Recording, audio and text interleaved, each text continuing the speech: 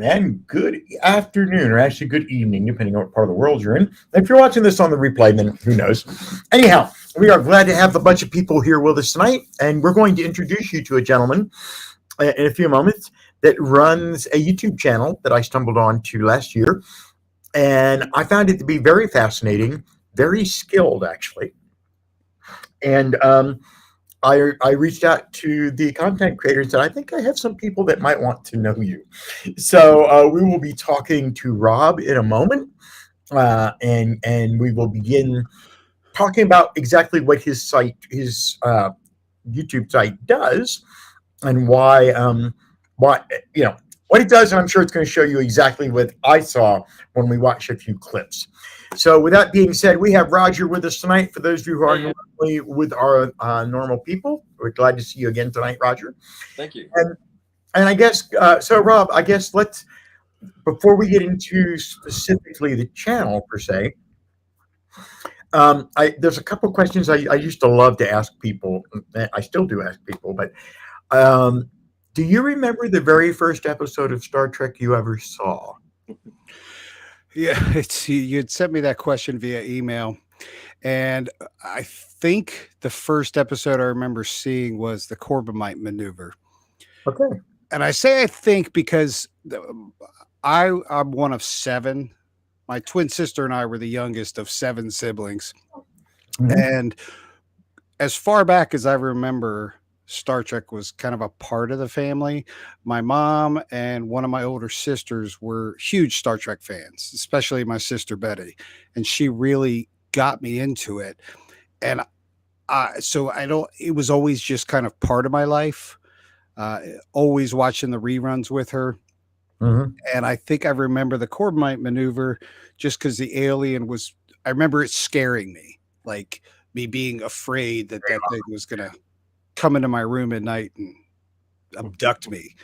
But as I got older and the movie started coming out, I think it was, Star Trek II, The Wrath of Khan was the first one that I saw in the theater, and kind of felt like that was my Star Trek, that generation, with the refit Enterprise and the maroon monster uniforms, and that was, I was already, I already loved Star Trek, but I think that when I saw that in the theater is when I knew I was probably going to be a lifelong fan.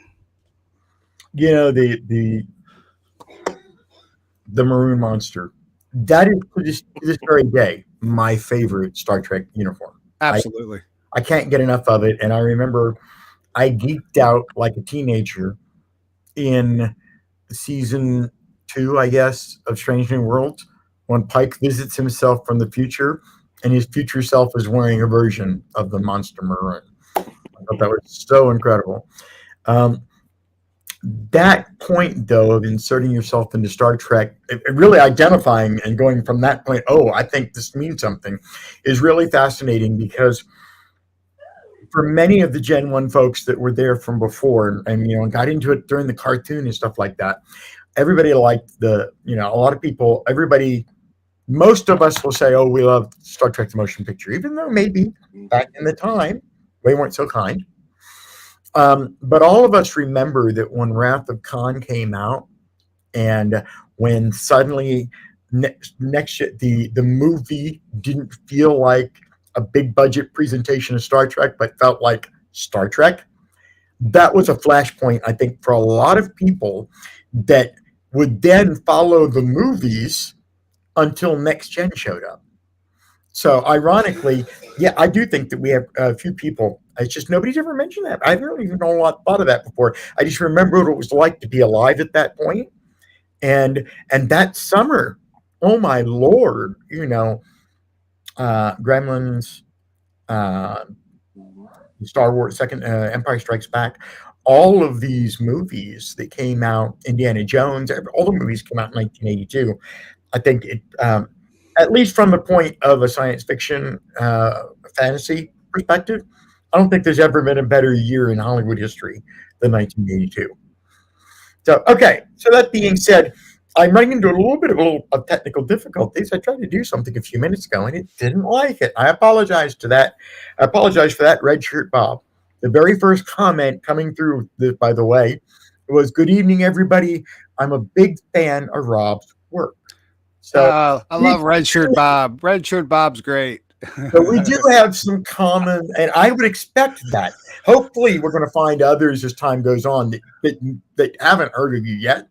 But I felt a moment that I saw your site, I felt, okay, this is a kindred spirit. Now, with that being said, I'm going to shut up and let you talk a little bit, Rob, and tell us, what your site is, why you started it, all that good stuff. And then when you are ready, I'll key up the first video.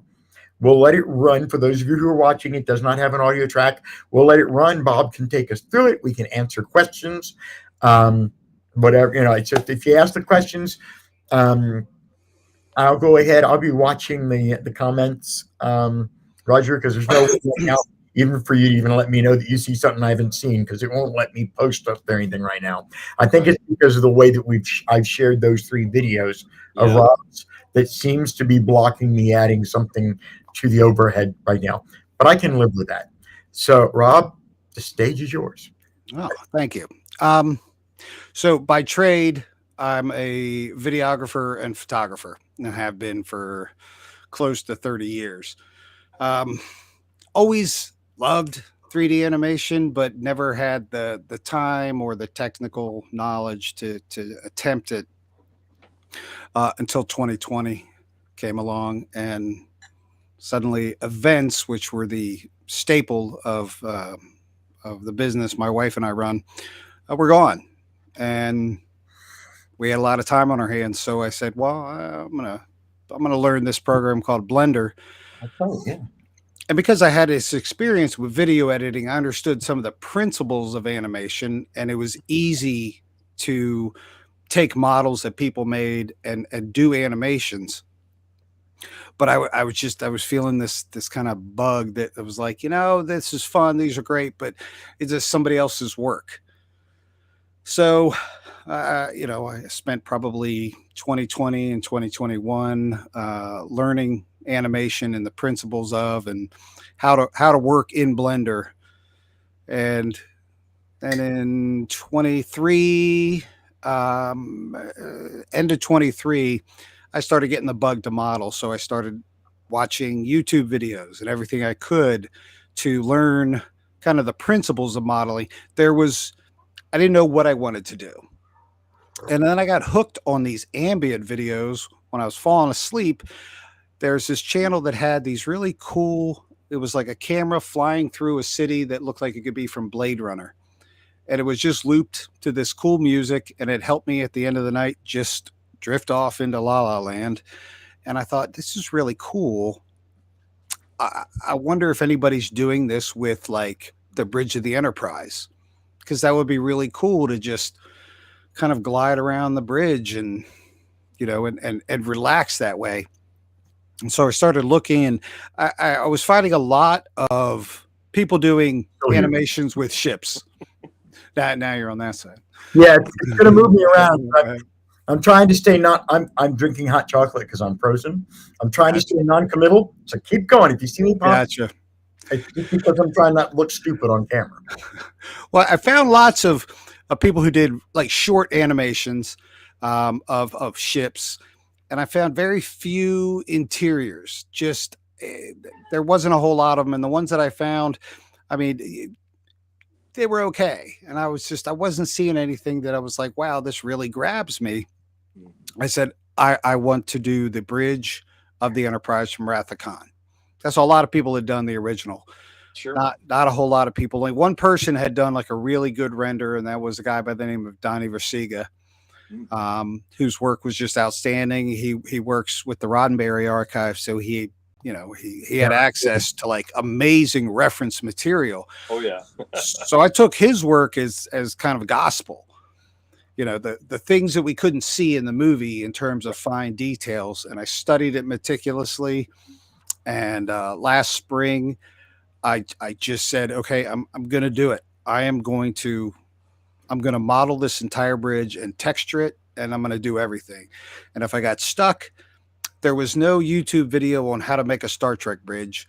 So I had to first kind of figure out, like, determine how do I need to phrase what the hell it is I'm trying to do, because I'm trying to get the weird angles on the helm, and so I'd have to watch topography videos and or topology and hard surface modeling, and slowly making my way through this bridge, and it took about 50, 60 hours over the course of 3 months, putting in any time I could, and then it was ready.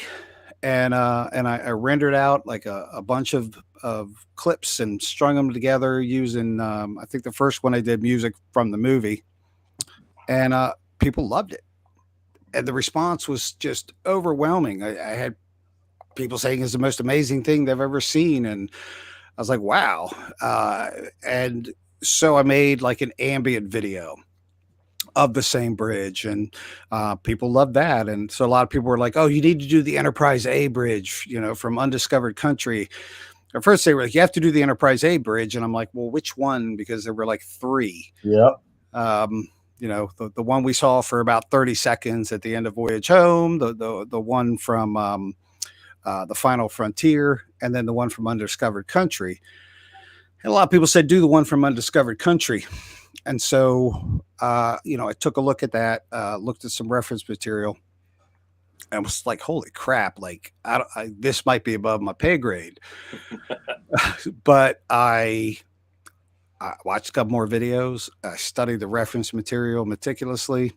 I learned from a lot of the, I don't want to say mistakes, but there were things on the original, the Wrath of Khan bridge, that I'm like, "Oh, I could have done that better," or I could have, I could have done this a little differently. Like for the Wrath of Khan bridge, I used movie files for all the animated textures. I found out later that I cut my rendering time down a lot by using image sequences instead of MP4 files.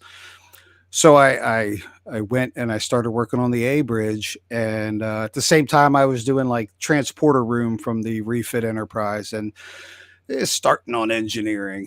Long term project that was. But I finished the A bridge and I came up with this really cool video to introduce it, like did a whole startup sequence of the screens. And it was a big hit. And people were just like, more. And so I was like, wow, I might have found like a new skill. And so I just kept going, and I did the transporter room, and then engineering, and working on some other interiors, and then started doing exteriors, and found that to be really cool. Oh, we can't hear you. You're muted. Yep. There you go. Okay, there we go. Sorry to interrupt. I've got a few messages pop up I want to be able to address before we go Sure. because it's not only is it not letting me put anything on the screen, it's not letting me type any comments back. So first thing I got to point out is Red Shirt Bob came back and wanted to let you know he actually introduced his wife to your work by showing her the Christmas train on the amazing bridge that you did. That was really fascinating. And the other one's more of a channel, and Alexandria has joined us for this evening. Hi, Alexandria. Oh, hey, Alexandra. You will see the H as I'm trying to type hello. Keep taking it away after one. Friend, it's my fault. I know. I don't know what I did, but I'm sure it's my fault. We'll figure it out on the next live stream. So go ahead. Yeah. So it's at a point now where I feel like, once I started posting more of these videos, I started getting more subscribers and more views, and I was like, well, where do I want to go with this? I think I wanted, for the time being, keep it in the realm of Star Trek. And I started noticing like comments from the same people, and people were like, "Oh my God, I love your work. Like, can't wait to see what you do next," which, adds this whole dimension of pressure. But in my industry, like going into winter is kind of the slower time. So I'm like, oh, okay, cool. I'm gonna have some, I'm gonna have some downtime to start, doing some projects. So I was like, well, I need to put phasers on my, original series Enterprise, because in the show, the phasers just kind of erupted from the hull, and we never saw actual emitters, and I just wasn't content with that. I had taken some artistic license with the Enterprise. I kept true to form, but there were a couple things I did that just make it mine. Little details here and there, but I wanted it to have phaser emitters, but I didn't know what they should look like because we never saw them. So I made two different ones and I put a video up with them kind of doing a compare and contrast and said, hey, you guys tell me which one of these do you think would work better, or would need to be refined. And like that was like a 60-second video of basically what were render tests, and I got like 25,000 views, and Wow. and a ridiculous number of comments of people answered. They're like, oh, number two, occasional number one, but everybody's like, I like this. You should consider putting it on like more of a ball turret and maybe having a cover over it so when it's not in use it's covered up. And so that helped me kind of refine what I was doing with the design. And I put up another one and say, what do you think about this? And then people give me great feedback on that. And it just kind of emboldened me as an artist. So I was like, well, what happens if I make a ship up? So I, kind of made up my own ship, based on that TOS aesthetic, but kind of, Right. Something that was a little different than the Enterprise. And so that's kind of where I'm at now. Is right now I'm doing a lot of exteriors, but working on specific interiors because the interiors are a lot harder. They're they can be more long-term projects because they just they're exhausting. Some yeah. of it's some of it's like you work for about half an hour and I'm like, I gotta take a break just because you're working on such minute details, little buttons. The amount of detail is mind blowing on them. Yeah. Well, thanks. And that's like I said, when I fell in love with these animated ambient videos, and I wanted something like that. And I know it's gonna sound a little self-serving, but like there are plenty of nights my wife will fall asleep and I'm trying to drift off. I'll set the timer on the TV and I'll put one of my own ambient videos on, and I just get lost in just drifting around the bridge or the outside of the Enterprise or whichever one I feel like doing that day. And it's in a big part I created that stuff because it's what I really wanted to see and wasn't finding. And I found a niche because there's a lot of people that want to see that stuff too. So I'm like, all right. So that actually ties in really good. Alexandria sent a question across a few minutes ago. She said a question for later, but you just stumbled into you've made things that you wanted to see and you found a niche. Excuse me. I'm sure you have encountered, and if you haven't, get used to it, you will. Star Trek fans are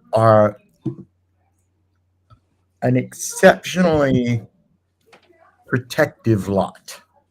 Okay? So artistic license can be sometimes vehemently rebuffed. So the question that Alexandria had was, how often, if any, have you had to deal with criticism of what you've done, if you faced any at all? But I'm curious. That's a great question, Alexandria, because I am familiar, at least from my perspective, what I do and don't deal with. I can't imagine what it would be like, though, because I don't make, as crazy as it sounds, I don't make creative choices. I make content choices because I do not have the skill as a creator. So talk a little bit about how you reacted to or evaluated comments that were given back to you. So the comments, I would say 99.9% of the comments were completely positive. Even and even the comments that were critiques were constructive and graceful, and like, I love what you did here, but this part maybe didn't sit with me, and that's probably an extreme example because it was, I think one of the somebody had noted that the neck of my original series Enterprise was more squared off than round. That's because when I was making it and I was doing a round neck, I ran into just some weird geometry issues with, because I wanted it to have hull plating instead of just a dull featureless hull. And I ran into some issues that now I could overcome, but at the time I was like, oh, I'm not sure what to do about this. So I'm gonna square off this neck. And and one person noted that and they were like, well, the neck's actually rounded. And I said, yeah. I said, I took some artistic license. I'm still new to modeling, so it was kind of a cheat to get around some issues I was having with the plating. But other than that, the people really haven't bucked at the ship has plating and the deflector. Well, the communications dish. We're not supposed to call it the deflector dish, but I do anyway. The backing of it, I gave it more of a bladed look with plating on the surround just to give it some texture, because they were working on a limited budget, and the original ship was very featureless. Wasn't a lot of detail on the hull because it wouldn't show up on TVs anyway. Yeah. But I was like, well, I really want to put a little more into this. And then with it was mainly with the exteriors. With the interiors, I pretty much stuck to canon, if you will, with the exception of one thing. So in the motion picture on the helm, if you recall, when they're going to warp, Sulu has this lever that he pushes forward to take them to warp. And for the Wrath of Khan helm, they took it out. And there was still a knob there, but it was for the thrusters, and it looked like a broken Atari joystick. And I was like, that's kind of disappointing. So I, took that and scooted it over a little bit and brought in the throttle and put the throttle back on the helm. There was a handful of comments about it, and they were all positive. They were like, "Oh, I love that you brought the throttle back. That's awesome. They never should have taken it out." Yeah. Other than that, it's just Easter eggs. And the Easter eggs are just hidden in displays, and they're usually like my anniversary with my wife, kids' birthdays, important, dates and anniversaries that you can hide very easily in displays that are primarily numbers.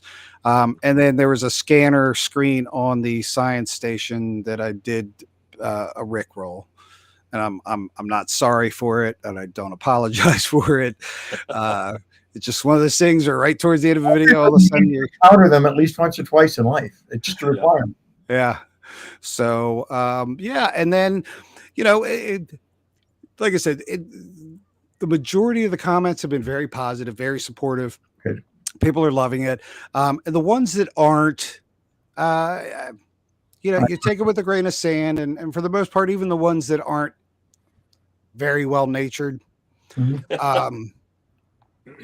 take with a grain of salt, and you just say, well, this is an artistic endeavor, and art is subjective, and and you know what they always say: if you can't do the art, then critique it. Yeah. Yeah. Well, that's very good, and I think that answers Alexandria's question. I think she was curious to see what kind of pushback you might have gotten in your particular niche. Yeah, the most pushback I get really is on the music. Some people are like, "I really like this." Some people are like, "I hate this. I play something else when I had this video on." I'm like, okay. Yeah. Well, if you're watching the video with something, another piece of music playing. Yeah, exactly. The soundtrack's not all that important. Right? Yeah. Right. One person was like, "Oh, what they call it? What's up with the Halo menu music?" Which I thought was actually pretty funny, but I said, I picked it just for you. I mean, but if the worst critique they can come up with is the music, oh well, I license the music, and so I'm going to use, I'm not. Yeah. I did one video with the Star Trek music, but and I see a lot of the animations on YouTube with the Star Trek music. And I'm like, well, I mean, it just gets, I love the music from Star Trek. I have 96 videos. There are only so many songs. Right. There's only so many pieces of music. So I will kind of figure out, okay, what is the video I'm doing? What's the vibe I want? Well, I find the piece of music, I bring it into my editor and I time it, and I figure out where the cuts will be, where cuts and dissolves will be, and I put little placeholders up, and I'll just type on it, ship leaving dry dock, yeah. Close up of windows, and then I just render out exactly what I need, and the video is then timed to the music because that has a really powerful impact on a video. Yeah. A lot of people don't realize too, and I think this is really critical in YouTube. Paramount, CBS, Skydance, whatever they want to call themselves now, they own the Star Trek property, and they own, of course, the music from the Star Trek property. But music catalogs are quite often policed on the internet by the publishing companies and not the production companies. Right. So you can use a clip of Star Trek music, and it might go undiscovered or uncared about for years.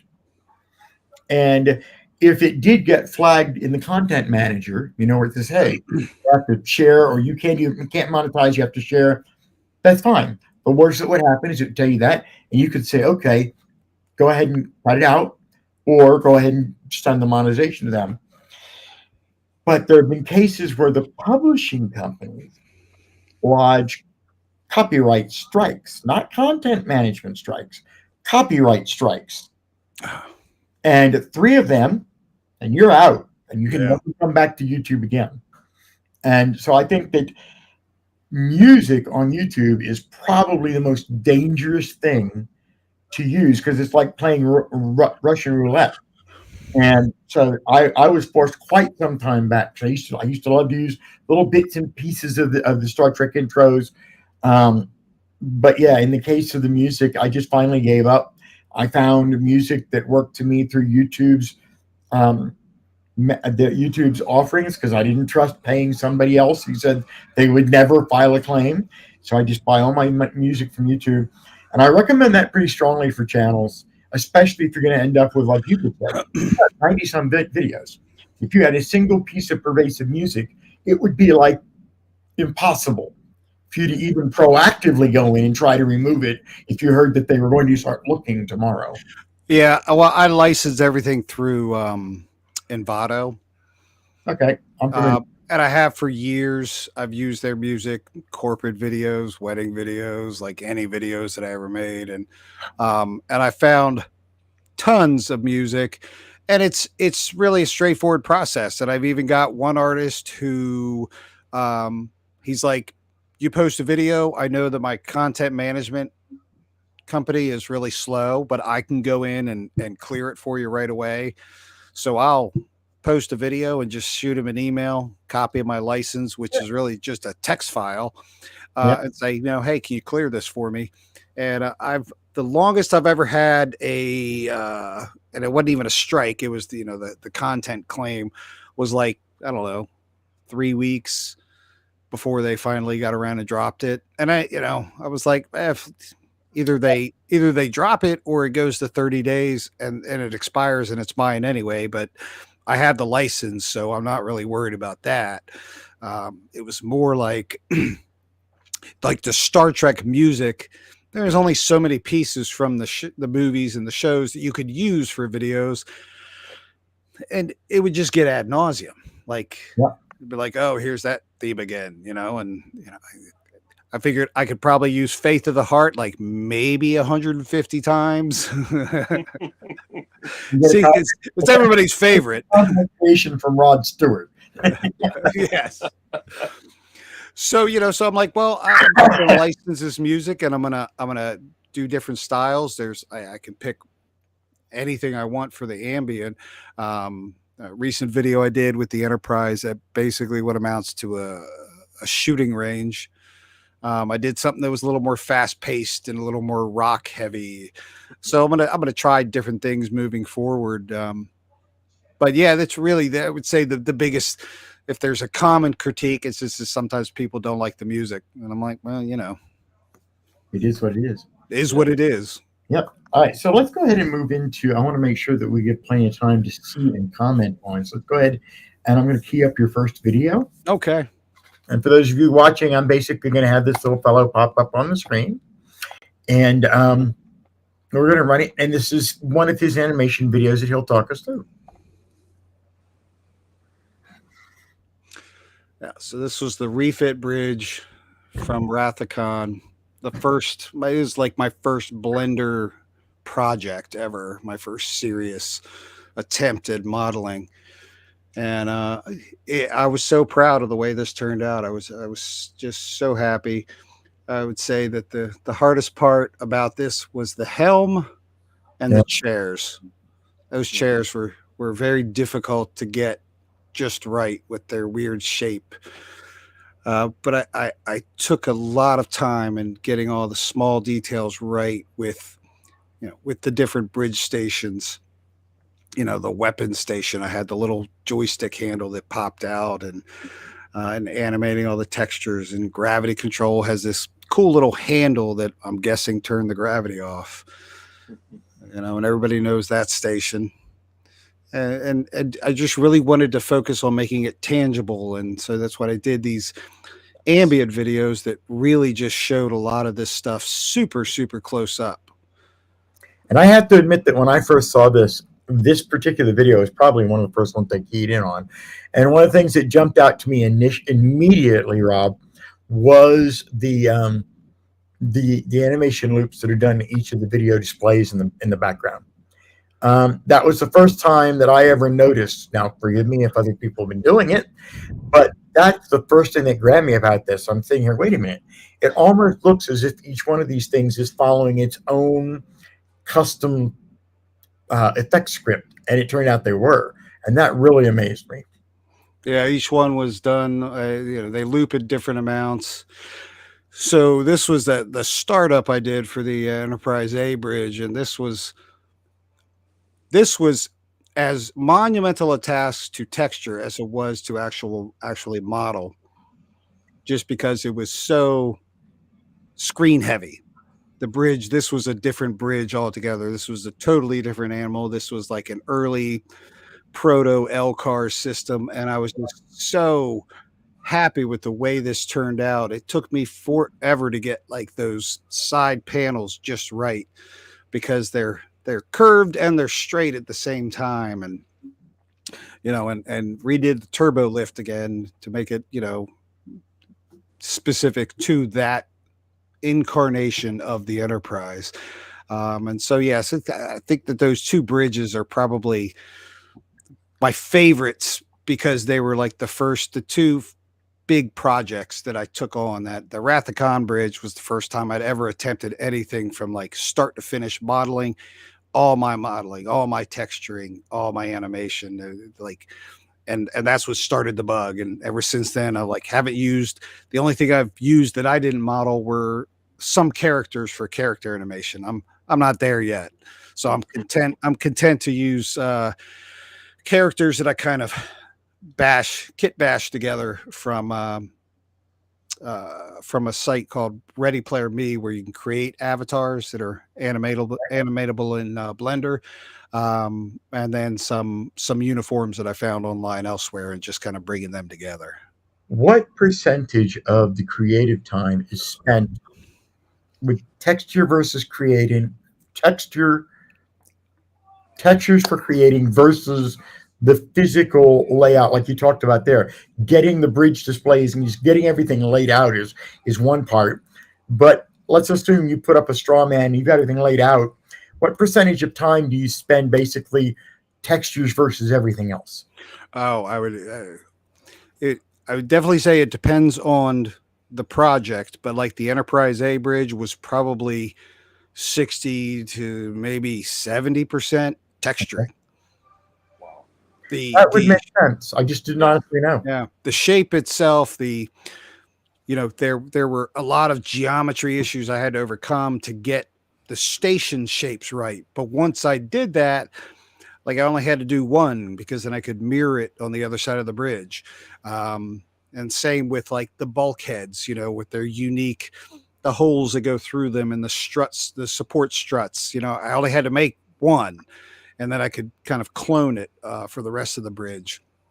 But the texturing and getting positioning right and getting animation loops right and getting, because some of these animations or these screens, I mean, we only saw for seconds. Right. So, there's a lot of guesswork. I definitely took some liberties with how stuff animated. But yeah, on that particular project, it was really all, it was, I want to say all texturing, but it was easily 60 or 70% texturing. Okay. So a couple of things. So one of our regular viewers, Paul Newitt, who's been around Star Trek since Star Trek wasn't Star Trek, basically. Paul, sorry I have not been responding to you or putting information up on the screen because tonight I appear to be caption challenged. So I've been playing the doorman with the captions here. The first thing I want to bring is Paul, during that rundown of the animation, Paul said, looks outstanding, wow. Then his comment, I got to visit the refit bridge on Paramount and sat in Kirk's chair. The clamps seemed kind of small. And of course, Paul says he's 6'3". As we all know, Bill Shatner is height challenged compared to some of the other. So it's interesting. So it's interesting. I'm wondering if the small clamps, Paul, you can write back in the window because I can't write to you, but I'll watch for everything. Do you think the clamps were small specifically because of Shatner's build, or do you think they just happen to be tighter than they expected them to be, and he was just able to deal with it? They were kind of supposed to be seatbelts, weren't they? Yeah, exactly. I mean, so they folded down in the motion picture.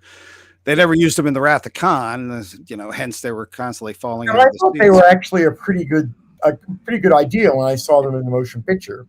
But then again, they removed a very viable visual feedback to things like what happened in the Wrath of Khan.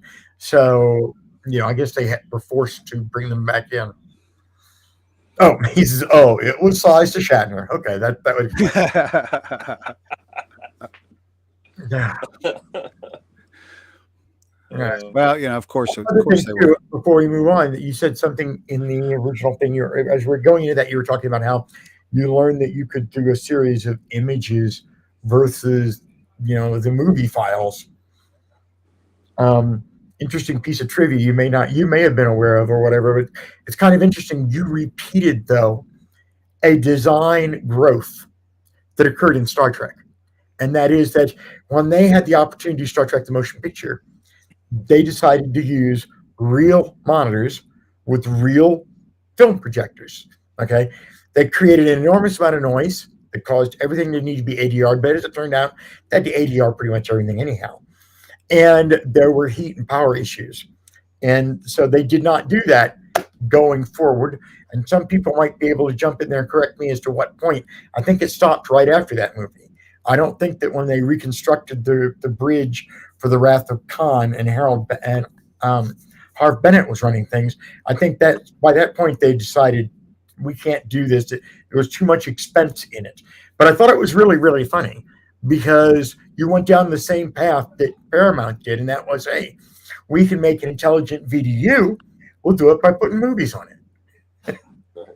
So anyhow, I'll shut up now. Yeah, I think around the Con they were using CRT monitors as opposed to projection screens. So it would have been funny to see somebody get zapped if they touched it. But yeah, and so you mentioned Donnie. Forgive me, I can never say his last name without embarrassing myself, so I'm not going to. But if you had an opportunity to chat with him, email or otherwise. Briefly, and I wouldn't even I had sent him a message on ArtStation, and when I had first done my bridge, and I think I had just posted a few of the first pictures, and I shot him a message and said, hey, I just want to say I love your work. It has been invaluable in really kind of helping me create this for myself. And he had written back, said, hey, thanks. I appreciate that. And I think it was actually after that I posted some of my final work and sent it to him, but I never heard back. So yeah. I've seen that third thing I say. So Paul added back and said, I think Lee Cole and Mike Miner had a lot to do with the bridge design for Wrath of Khan. Yeah, but I know Donnie, the Roddenberry archive has recently really expanded what it does or what it offers in the way of the virtual tours, and yeah, I think I'm pretty sure a lot of that's Donnie's work because Yes. it just has a signature feel to it. Yeah, as a matter of fact, I actually ran across. I ran across I don't want to say it was a complaint by somebody, but there was somebody that is a regular viewer of this channel that has worked with me off and on for the past few years, who is a friend of Donnie's, and I did a video on comparing and contrasting the bridge designs, just a short one. It literally was a short. It was something I was experimenting with. And I sourced videos from Otoy. And our mutual friend reached out and said, well, why didn't you put Donnie's name on it? And I went, who's Donnie? And he says, well, he's the guy who did them, And if you go on YouTube, you'll find his renderings on YouTube for a better part of a decade or more. They predate Otoy. Oh, yeah, yeah. Otoy uses them and does not attribute them to anybody when they use it, but they did attribute other people. But I think the way they looked at it is, I think at one point, I think he actually is an employee now of Otoy. Yeah, he's listed as part of their team. Yeah, so it was interesting. So I became aware of him as a result of Otoy. When someone thought that that I found the video and had put the wrong name up or attributed it. And that was when I discovered his work for the first time and how old it was, and yet how incredibly detailed. Yeah. Yeah. It was stunning.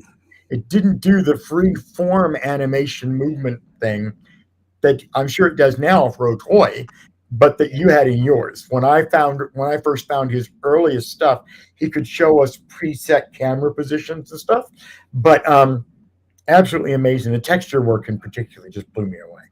Yeah, yeah, and like I said, his work served as inspiration and reference material, just because, like, I know he had access to some of those production drawings and technical specs to where it's like, that's what that display said, and and little things like that. So yeah, so I'd love to have a chat with Donnie someday, but I had my fan moment where I got to send him a message and actually heard back, so I was happy with that.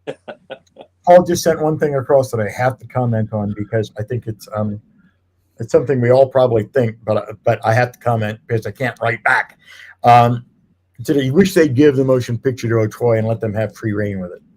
And I think that what we've seen, especially with the things they just recently did with Sam playing Captain Kirk in the renewal video released not too long ago, is amazing.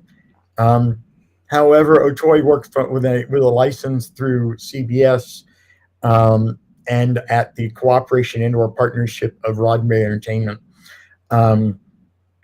Whereas in the case of doing anything with anything that was physically filmed and produced as a movie or an episode, probably would have more significant legal contractees assigned to it than the design work in the back. Because lawyers in movie studios, I don't really have to say much else. Yeah. No. So I think Paul's idea is wonderful, but I think that we'd have a cold day in hell. But then again, I mean, we did actually see that come back from the Eagles, so anything is possible. Yeah. Okay, go ahead. Yeah. Yeah. Where were we? I think we were. We just finished the first one. Just finished the first one, and I think the second video is more of the interiors. All right, let's bring it over. Okay, let's start it from the beginning. Maybe. Here we go. And this was my transporter room ambient. Oh, starts with you beaming aboard the Enterprise. Nice. I hear sleigh bells in the back of my mind. It's close to Christmas. Look at that. And yeah, this was like kind of Is there a hidden sequence in those, by the way? it's just what's called just a Blender script that tells it to just blink randomly based on where I put it. And these were all of the the image sequences that that I used as textures. And some of this is actually I sped it up a little bit because this is from an ambient video. Yeah. That just kind of it's a lazy stroll around the transporter room. And again, thank God for Donnie for filling in some of the gaps here. But like this is where they exited when they beamed back from the Genesis cave in Wrath of Khan. And like there's my 7/26 is the day my wife and I started dating. 11/26 is our anniversary. The Torpedo Bay. This is I actually just finished this project today. I got rid of that Klingon monstrosity that was actually used in the movie, and I created a proper weapons console for the for the end of the torpedo bay where the torpedoes actually go into the launch chamber. Mm-hmm. And this was actually a lot of fun to make. Yeah, it's like they crammed it into the neck of the Enterprise. Despite what the movie shows us, there is only one torpedo bay. That other door leads to another airlock. It does not lead to another torpedo bay, no matter what they said in the movie. I've done the math. It doesn't fit. And that upstairs part is what I finished today, along with a robotic arm and bringing the torpedo down. I have a little loading assembly. I've never actually seen it, but reminds me of the top at Disney World where you go onto the 229. Yes. Yeah. You look up and you can actually see it reminded me very much like that. So engineering was a very long-term project.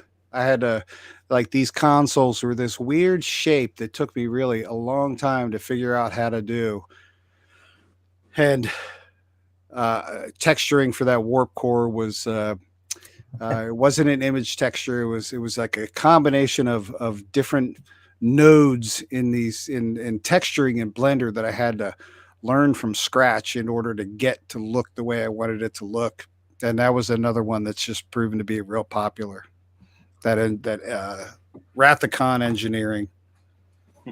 People have debated too. They're like, "What's the purpose of the reactor room?" And that was like probably the biggest question I got on that engineering video. And I told everybody the same thing. Its purpose was for Spock to die in. It serves no other purpose. It barely fits in the hull. And it's the only reason that room exists was to give a place for Spock to be exposed to radiation that would separate it from Kirk and give them that that end scene that traumatized us all.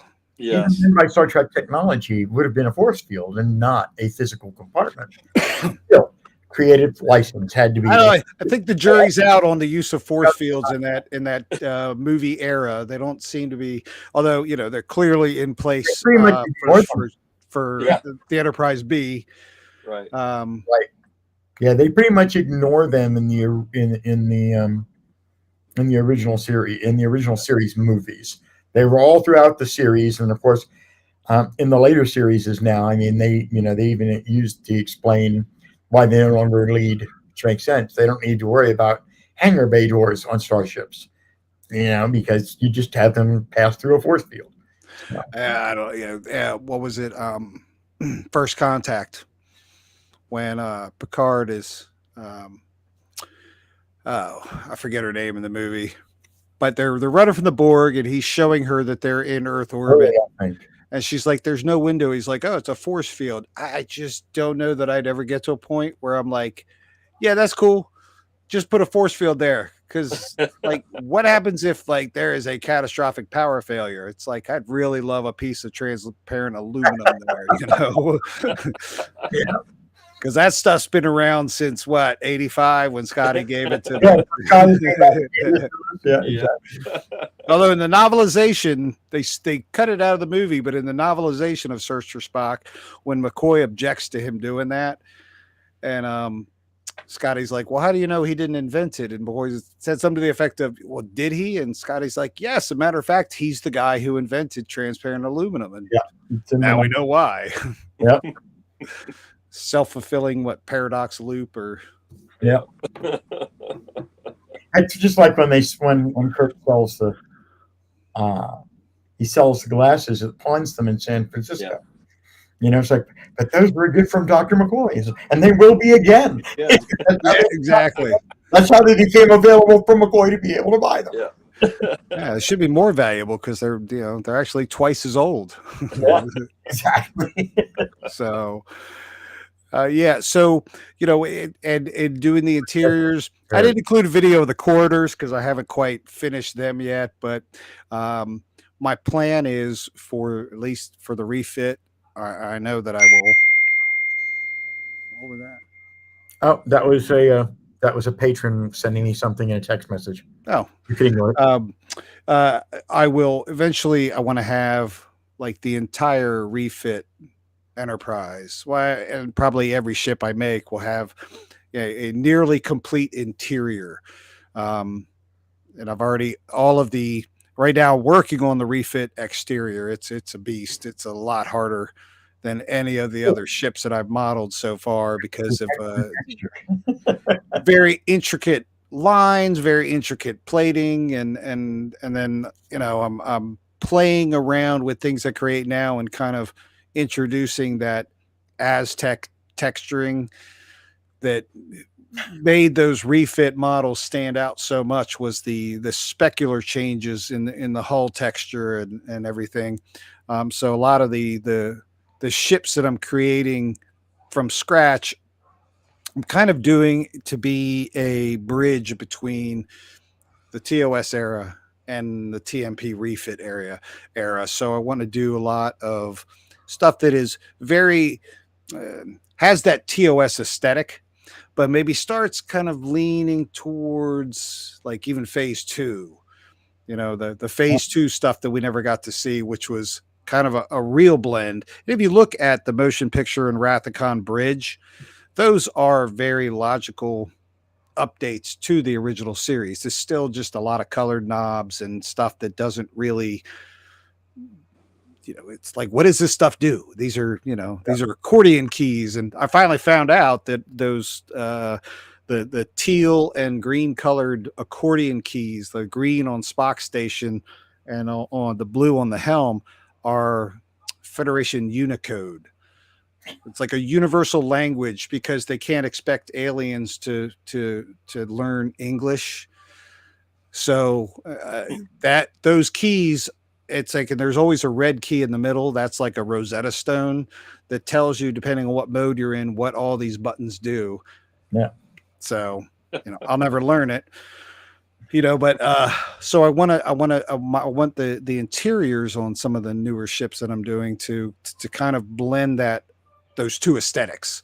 And that's where I think I'm having a lot of fun in experimenting with stuff and saying, okay, there are definitely going to be some elements of people like, oh yeah, that's a TOS ship, or no, that's not quite a TOS ship. That's somewhere in between the refit. Those things are the ones that those are the what ifs that interest me a lot when I look at like the phase 2, even really the time just between the series and the Wrath of Khan, is that the Federation would have started and stopped multiple design changes that went nowhere. Yes. So you could end up with something that looked like a DNA mixture of the two, but was different enough. Like when they introduced the concept of the Borg spheres as well as the cubes. It's like, okay, I don't know why they choose one over the other, blah, blah, blah. But the point is, I like when we stumble across stuff like that has been done in that almost like period of dead time. Yeah. They would have done all sorts of things. What would they have done enterprise-wise, literally, What if if the plan had not been to be to retrofit an existing Constitution class ship? Yeah. Yeah. Some, That's an interesting idea. Like, what could they have done? yeah, they would have started the ship design, probably even did an NX number of it, and then for whatever reason decided maybe that's what evolved into Excelsior, who knows? But for whatever reason, refit as we know it was then chosen after that was done. So when Yeah. you see it, it's sort of like a Frankenstein monster, but it can still fit in reality because of the time frame. Yeah, and I will say it's funny you bring up the NX because I recently made a ship, Hi, Kathy. Good to see you again. made the Calypso, which was the inspiration for it was um, a ship I'd seen that wasn't canon, but I think had been done for a ships of the line. Um, and I'm drawing a blank on the name now. I think it started with a B, but I got the idea from that and kind of ran with it. And I gave it like the nacelle tips are blue instead of that traditional red. And, Mhm. and I gave it a very TOS aesthetic with some kind of minor changes that, I was like, well, I'm making this ship so I can own it. But as I do more and more like kind of made up Federation ships, the one thing that I am like, you have to pay attention is I have to go and check every database I can find on registry numbers. Cause I'm like, I'm not going to give this ship a registry number and have somebody who is like the ultimate Star Trek walking human catalog go, that's not that ship. That was actually, That's one of the ships that was shown in the Battle of Wolf 359. it's here on page 347. Yep, there it is. It was clearly out of service by that time. And there were so many ships that were legitimatized and put away in that one episode because they used that as a way, almost as an Easter egg. They worked in the original Planet of the Titans. They made us the not a full model, but they made the concept model that sold at an auction. So all these designs that Matt Jeffries had done and others had done that never went nowhere. Never went nowhere. You get the idea. They would tip their hat to them. And yes, somebody somewhere would have blown up something to like 5,000 feet wide to be able to read every registry number. Yeah, and my registry numbers are there and clear, and so I was like, I'm like, all right, I gotta look up as many databases as I can and find a blank space in the numbers where I can just stick a ship in. And it's interesting. One last thing Paul brings up that is pretty fascinating. So there's one thing really worth showing is Andrew Probert, Andy's energy field between the refit and the cells. They're seen in both his art and art from Bob McCall. And I think I know what he's referring to, but I never really thought about it before. But it shows up in the artwork, obviously. It did not show up in any of the finished prints that went, in front of there. Let's go ahead and move on to this last one, just so we get over here. Ooh, nice. Bring this back over here. And go.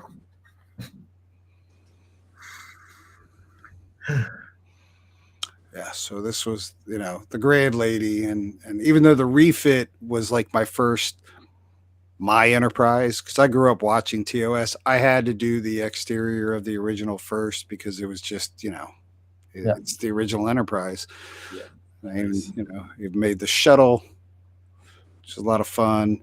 And I've made the shuttle bay, the complete shuttle bay, complete with controls in each of those little towers with, be showcasing in some upcoming videos. This was my target range video. I love this video. I watched it so many times before I posted it. It's ridiculous. A little obnoxious, but I had to. This is my Calypso, my beautiful Calypso. My fans actually named her. When I put up the concept, I said, help me name the ship. And somebody had said Calypso, and a lot of people liked it. And I really loved the name. So I was like, okay. So she is towing the Enterprise. and I even did the TMP warp effect all in Blender. My Section 31 ship made her by accident, trying to figure out how to make the Enterprise B hull. That's 2 nights from tonight, right, guys? In the movie, the 20. My tugboat. I made this as just, I don't know, I was messing around one morning, and a lot of people were like, "It looks like a tugboat." I guess trying to be mean, I was like, "All right, it's a tugboat then." So I gave it a big obnoxious, a little bit in its lines, though, of and I named it Tuggy McTugface. And the it's lines reminded me of the science ship in The Search for Spock. and then I finally did Alien Ship. I made the Klingon battle cruiser. It started out as a D7, but it was so boring. There's no details. So now it's somewhere between a D7 and a Katinga. It's not quite Katinga, but I did like a lot of hull plating to make it look like it had just been through a lot. And instead of, they just like slapped things on it and welded them in place to fix breaches. Yeah, I would love to see what you would do with NX-01 Archer ship, because that was the very first. It's on the list. The list is getting very long now, though. it was the very first hero Star Trek ship designed from the ground up in CGI, never intended to be a physical model. So Doug had an enormous amount of functionality and details in that ship design that they were able to use and were going to retrofit and do all sorts of neat things with. But because it was known right from day one, there'd be no practical effects. It started out, in my opinion, with a much higher degree of finishing than any other CGI work they had done up to that point, obviously in Voyager or the movies at that point. I really liked Enterprise. I was so sad to see it go. I thought it had a lot of promise. Right. Was it perfect? No, but no Star Trek show has ever been perfect. Yep. But I really liked it, and it was gone before its time. I think, ironically, I probably agree with Berman. I think that it was 18 years of continuous Trek every week, and I think it literally. I don't think that people got burned out on it the way that Berman Company felt, but I think the result was the same. I think the creative teams burned out, and they just simply, what do you do when you've told 800 hours of stories? Yeah, come up with more. It's just. Yeah, I mean, but Enterprise had some really amazing episodes. I think my favorite episode of Enterprise is probably an obvious one, but In a Mirror Darkly. Yes, yeah. I love the fact that they did an episode that was based in the Mirror universe. And in fact, I took my Wrath of Khan bridge and made a Mirror universe version of it and did an ambient video that just uses kind of dark ambient music. I've fallen asleep to it more than once. I would say it's great. My own videos will put me to sleep, but I make them like 4 hours long, so it gives me lots of leeway. But yeah, no, I loved Enterprise. NX-01 is definitely on my list. I actually have gathered reference material on the screens and like what some of those more tactile interfaces look like, because I liked the fact that they had flat screens and stuff, and we couldn't go back to a pre 1960s aesthetic. Right. People have to recognize that the Star Trek, the TOS aesthetic was what it was because of the limits of their budget. But I also love how In a Mirror Darkly, they looking at all these controls and they're like, wow, this is way more advanced than what we have. So we got about another 10 minutes left before we wrap it up. I just want to do a scan down here of some things. One, I wanted to call out because she will not believe me when I say this, but hi, Kathy. It is wonderful to see you again. We missed you. I don't know if we just missed you because we weren't paying attention or whether you've just been away for a while, but I swear Roger can tell you. Yep. The patron call the other night or whatever, we were talking about some of the long-term viewers that come, And we were talking about, Kathy Evans always connecting up, one of the first people, always saying hi.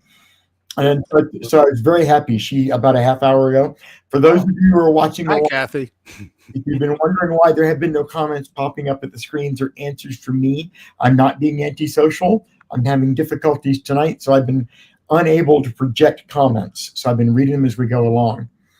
So I wanted to say that. So Paul says, that's right. I forgot all about this. If you see the Star Trek Enterprise episode, Dead Stop, Doug Drexler used Paul's nomad Paul's nomad model in a close in Mayweather's cabin. Nice. Oh, that's awesome. Paul actually had quite a few models that people have seen over the years, but they may not recognize. Most of the older Gen 1 people would recognize the name probably more than anything else from a series of instruction books, for lack of a better word, that really were manuals on how everything you wanted to know about how to do the AMT models properly. Right. And there were 3 of them, I think, and he has a 4th one that he was working on. Oh, I wonder if it's the same Paul that's commented on some of my videos. So there was somebody that had mentioned books that they had put out on modeling. Him, then he'll chime in a minute if he did that. Like physical models. And then he made Klingon ships for Star Trek: The Experience in Las Vegas. Oh, I did that. I did that once, like, oh God, 25 years ago. I really wish I'd had the opportunity. I never got to see it. It was so fun. I've obsessed with documenting it someday, to the point that I've got the very first souvenir program that was introduced the day that they opened up. I have menus, the trifold menus from Clark's at the bar. I've got room keys. He's got a nice bucket that he swipes. I've got one of those square rectangular crystalline sculptures that you would buy that would have images etched in them, and you'd I got one of those. So I collected a whole bunch of Star Trek: The Experience stuff, because at one point, plus about 11 hours behind the scene footage, but I wanted to really make something on it. You touched about it briefly, or we flirted with it briefly early on, that you start the channel with what you want to see, then you begin interacting with your clientele, with your extended family, and there's more ideas than there are hours in the day for you. So there's all sorts of things that I was running towards the finish line with that screeched to a halt without ever getting there because of pivots. Have you had to leave something in the past year that was going to be your very next thing you were going to do, but the channel shifted around you because even though you want it to still be what you like, right, you now look at it from the perspective of what do we want to see. Have you had to pivot away from something or one animation? Well, so I definitely had to pivot away, but not, I think it was more because like I hit a roadblock, and it's the refit Enterprise. Okay. And the roadblock was at the stern of the ship where the shuttle bay is, and it has this weird funky curve, and it comes out, and I have models of the ship, 3D models that I've downloaded, and I'm looking at this piece, and for the longest time I'm like, I don't know how to make this shape. Like, I don't know how I'm going to make this shape. Like, I can get 90% of the way there, and then it just falls apart.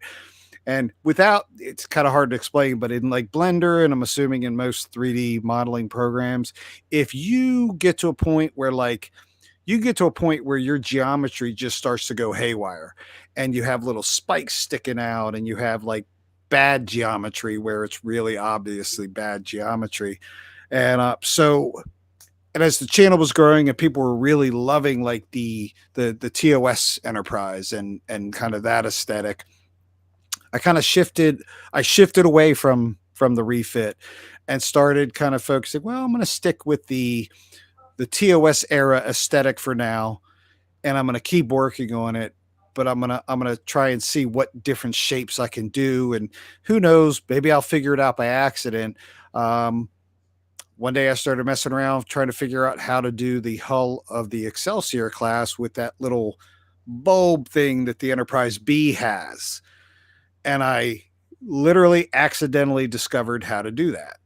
and like just one day I was playing around with a sphere and I extruded like parts of it out, was like, holy crap, that's all right. This will pass for, the Enterprise B hull. But I liked what I had done, and that turned into the Section 31 ship that I did. That's kind of like half Daedalus, half Enterprise B, half something else. It's a small ship. But I only recently kind of revisited the refit, and I think I figured out that geometry that was really eluding me.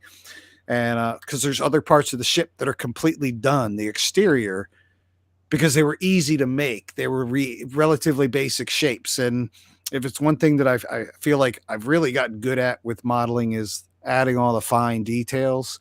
And so I've got whole parts of it done and detailed, but then all the big pieces in between are missing right now. So that's probably the one thing that's like, it's like my white whale is the refit Enterprise. Because I see tons of animations, but everybody's like, oh, this is Dennis Bailey's model from 2005. And I know exactly what model they're talking about. I have it. And it's amazing. It's excellent. It's not perfect, but it's, considering it's 20 years old, the Enterprise is 20 years old. It's been great reference, but it's like, I want my own refit. I want something that's mine, and that's kind of, now I'm committed. Like I'm going to be doing all my own modeling. So a good point there on when you look at modeling and trying to get the geometry, like you were saying. Do you use any of the practical models, like the round 2, 350? That for instance, I immediately thought of. Were you able to go in on? Did you want to go in on, when it was available, the Tomy refit? Oh yeah, I would love to. That thing was like $700. Oh my god. Right now, like, no, I don't have any physical models. Like, I had tons as a kid, and like where I am, like the house I'm in now, we're going to be hopefully doing like an addition next year that's going to give me some room to have models. Right now it's like I'm just waiting for my kids to grow up and get out so that I can start turning bedrooms into. Actually, one of my kids might actually be watching this, so I love you. But, you know who you are. Well, fun fact, I have 6. So Wow. So I have 2 that are up and out, and we have 3 in college, and then 1 in high school. Wow. So it's fun. Yeah. So, yeah. Nice. but as the kids grow up and move out, the house automatically gets bigger. Yep. And so, so my plan is, I'm gonna start doing the models again. But all my reference material has been, there's a site called like Cygnus X. Yeah. That has very, very detailed blueprints. What I found with the TOS Enterprise is sometimes the blueprints don't match. They don't jive. Like, I had one where I had done pretty much a lot. I had done a lot of the ship and had started doing the shuttle bay before I saw this little tiny note on the blueprint that said change shuttle bay scale.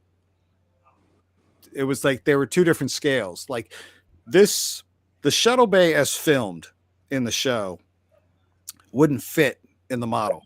Right. Like, they knew that right away. So there was some, shoehorning to get that in there. And even when I did my shuttle bay video, there was a couple people that were like, oh, the shuttle's too big. And I'm like, it is to scale.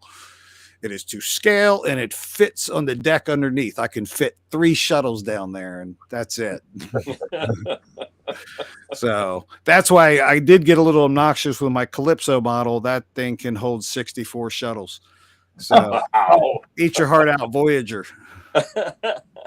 So it was Paul that did comment. It was Paul Newt that commented you on your site, Rob. Excellent. And let me see real quick. Thanks for watching, Paul. He commented back to Redshirt Bob that he only had 2 weeks to make the Nomad model.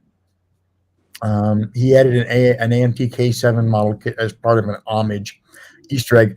It looks like he's responding back to Redshirt's comment about the Picard, about the season 2 Nomad, Picard season 2 Nomad. Yeah, so you can correct me that if you actually. Personally, I liked Picard. I loved Picard. My heart jumped for joy when I saw the Enterprise D. One of your children named Mia. Even with the Death Star run. It's one of your children named Mia. Yes. Mia is here. Oh, hey, Mia. Mia's the one that lives away at college. So. Oh, sweet.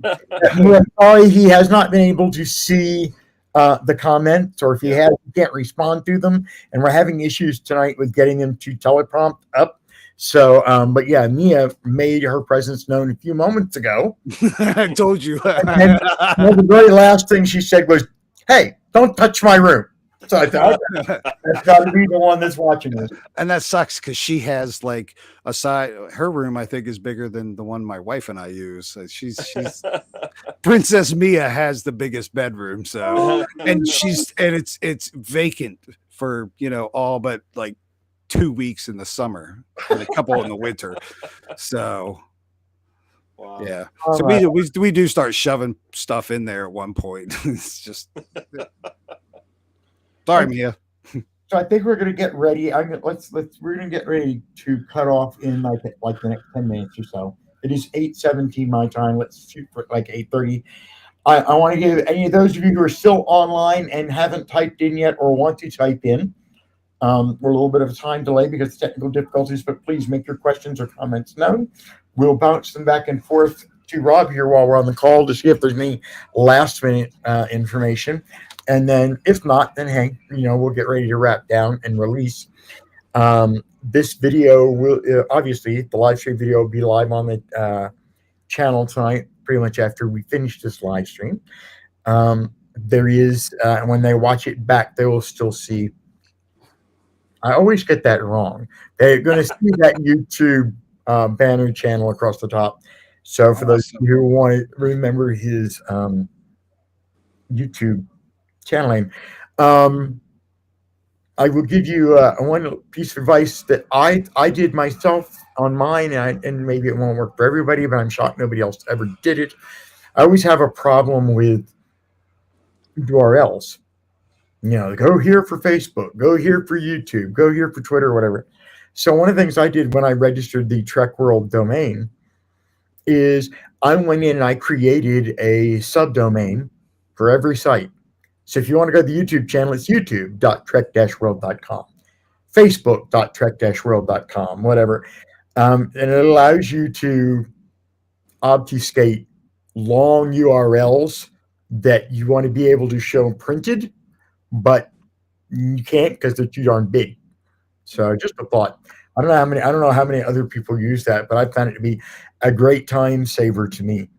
Yeah, I just my YouTube channel's under my name because like I've had it forever, and honestly used it primarily for posting like old family home videos that I would digitize and my siblings wanted to see that I just list as private.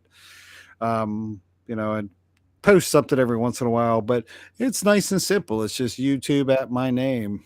It can't get any simpler. And I have robbetz.com. I'm working on a website. I waited years for it. Actually, I tried to get it years ago and the guy wanted like $1,800. I was like, I don't want it that bad. Yeah. And so I was just, it was kind of on my waiting list at Network Solutions. They emailed me one day and like, hey, it's available. $35. So it's a steal. Yeah, it was 1,800. Buy it now. so I snagged that up, and I'm kind of working on that, and trying to set up a Patreon, and get a little bit of revenue back out of the channel, just because that way my wife doesn't think I'm totally insane for turning this into like this passion. It is not shocking, but it is surprising when you run a channel and you start acquiring things, licenses, monthly fees for utilities to do Yep. tracking Yeah. things. The next thing you know, even a very small channel that may not even you even if you're monetized, you still may not be able to bring in on average every month enough money to pay all those bills. But surprisingly, there are quite a few of them you just don't really ever think of until you're running a channel. And Patreon helps out for that a lot. I found my patrons to be very, very steadfast. And in one of the cases, the channel can help you in a situation like yours. Is that as time goes on, it pays for me to go to conventions now.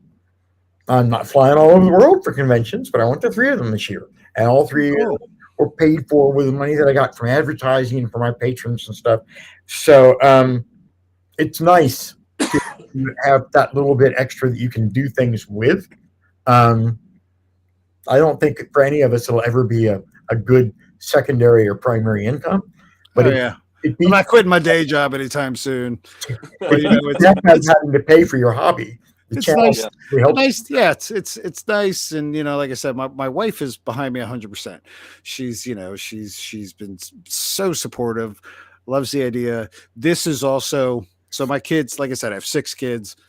2 of them are out and in the world, and 3 in college. One of my sons, who's in college now, is studying video production, but he wants to be a voiceover artist. And my other son's studying computer science, but he's also an amazing musician. And one of these days, he's going to write some music for me. But our 17-year-old is really getting into Blender. Like, and so, you know, I have 4 kids from my first marriage. My wife has 2 from her first marriage, and it's the youngest is her son from her first marriage, and he was always the one I had the most trouble connecting with. He was the youngest, and so there was always that age gap because you know he's like Pokemon or whatever it was, and my kids Yeah. were all kind of older, and I'm like, I don't understand this. But he started taking an interest first in photography, which my wife loves because she's a photographer as well, and she can connect with him on that level. But then he started getting into Blender, and he's taking classes at high school where they're teaching them Blender, and he's getting good at it, and he's really interested in what I'm doing, and so I'm able to kind of mentor him, if you will, and so that's just been fascinating. Especially with a photography background or a slant, because to me, it's blatantly obvious when I see certain pieces of art at collectors or people talk to me about things that part of the creating process is the ability to make a compelling composition of whatever's in the frame, rather than just hold on one second. I'll be out in a few minutes. We're wrapping down. I just found out they're Danishes, so I'm gonna get rid of all you guys. But yeah, that composition, that eye for just knowing not only how to make it appear, but knowing exactly how to set the scene, sets those people's work apart from the vast majority of everybody else. A bunch of people have the talent, but the composition work. And I'm going to get ready. And after this comment, I'm going to go ahead and shut down the live stream. Thank you, my friends that have joined us tonight. Please look forward. We'll be doing our next live stream, not this weekend, but the weekend after, when we're going to see what we left behind about Star Trek Deep Space Nine. When Johnny Carson was still doing the Johnny Carson show, his son and he had been estranged for years. His son was a photographer. And one night, I seem to remember the story was, the son had a flat tire. He changing the tire, car hit him, child died. So Carson goes in, and the whole monologue, everything, nothing about his son. Everybody's, nobody knows exactly what he's going to say. The last 5 minutes of the episode or of the show, it's just him, and he talks about his son, and he said, I just like to share some of his work with you. And they were series, if I remember, they were black and white, all 8x10s. No story, no voiceover, no nothing. Just one shot after the other. It was blatantly obvious to those at home the talent that his son had. And even now, all these years later, because I probably was a teenager, that stuck with me as um, an incredibly powerful moment in a family between a father and son who maybe even didn't see eye to eye, but it was a very powerful family moment. So I love it when I hear of creatives that are multi-generational, because sometimes, unfortunately, you don't get to share that creative inspiration with your children or your parents, because it's not always guaranteed that if your father was Michelangelo that you're going to like any kind of artwork. So when you see families that do, I think that's very special. Yeah, and with six of them, they all have their own talents, and the hardest, I think the biggest challenge with having that many kids, well, it's like past a certain number, it's like, let's bring four more in. But as they get older, they're not just little kids anymore. You don't relate to them all as little kids. They're adults, and you have and I've formed like this a unique bond with each and every one of the kids. But Matthew was like my outlier. It's like he's the one that I couldn't crack that nut. He was the angsty teenager that didn't want to do anything with us because that's not cool. Like, why the hell would I want to hang out with you guys? But he's maturing now. He's a man of 17, and but his recent interest in Blender, to me, I was telling my wife, I was like, this is like, this is really what I've been looking for, and I stumbled on it, and he loves it too, and he's just so into it. So it's just been, the whole thing has been so rewarding that it's sometimes I'm like, I gotta forget it's still only been like 7 months. So get it done. Okay, everybody, once again, I want to thank you for joining us with us tonight. Rob, thank you so much for thank you for having me. I would love to join you guys again. We will most definitely take you up on that. Yes. And I guess that's pretty much it for tonight. So for those of you who've been watching, thank you very much for joining us, and keep tuned. We've got some more stuff really neat coming up in the near future. Thanks, everybody. Try to get it in the camera. Good night, guys. Good night, everybody. All right, let's see if I can. This is where we just stare at the camera until some